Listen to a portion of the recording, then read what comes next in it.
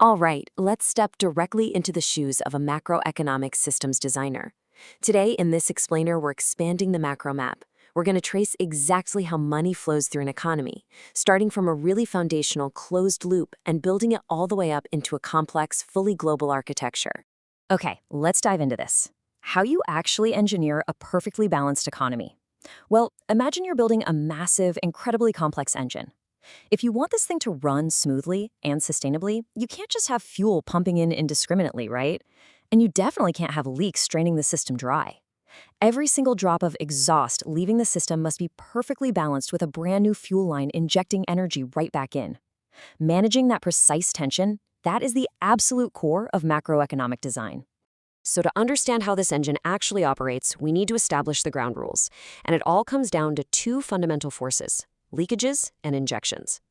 According to our source blueprint, a leakage, or, a withdrawal, is any money that gets pulled out of the circular flow of income. Because it's not being passed on, it's not available for spending, which actively reduces the flow of income in the economy. Think of things like savings, taxes, and imports. On the flip side, an injection is an exogenous addition to the income of firms or households. It pumps the system up. It actively increases the flow of income. Examples of these vital fuel lines include investment, government expenditure, and exports. Take a look at our first major structural design here, the three-sector closed model blueprint. Now think of those inner circles as your basic foundational engine block. You've got households providing factor services to firms, and firms sending goods right back to households. But as systems designers, we're upgrading the machine today. We're introducing Layer 1, the government sector. Notice how it sits strategically right at the top, directly above that basic household firm loop.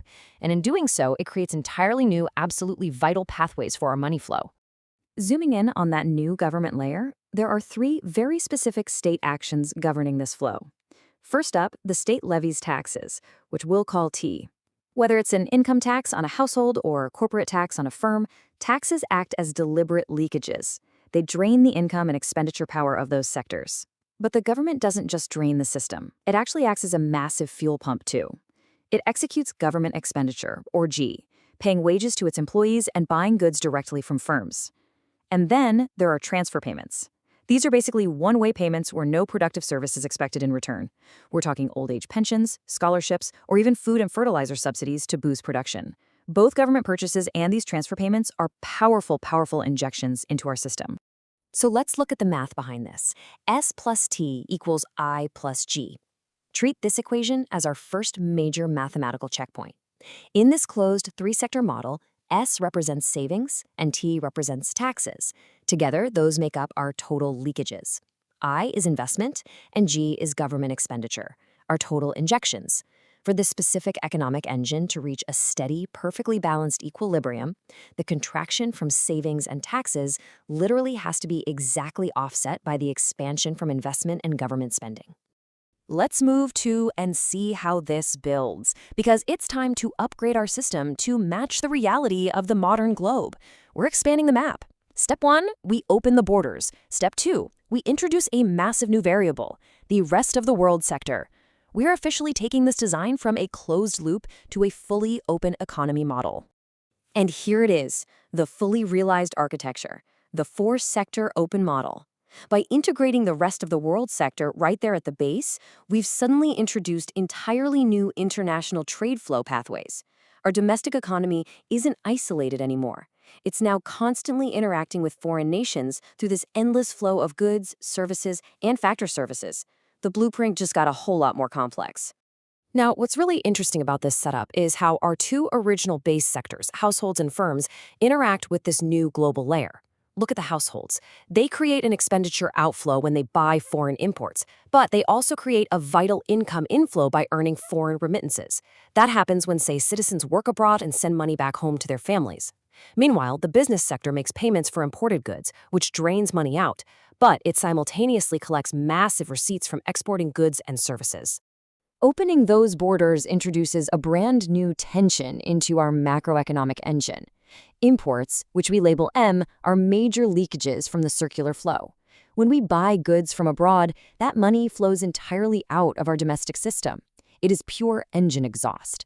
But exports, denoted as X, those constitute major injections. When our businesses sell to the rest of the world, foreign money pours right into our system.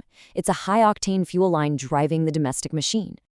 Which brings us to the absolute climax of our structural design, the ultimate macro equation for a four-sector open economy. S plus T plus M equals I plus G plus X. So the crucial point is this. For our expanded, fully global engine to achieve true system equilibrium, the total withdrawals, that's the sum of savings, taxes, and imports, must perfectly equal the total injections, investment, government expenditure, and exports. If the total inflow perfectly matches the total outflow, the circular flow remains beautifully stable.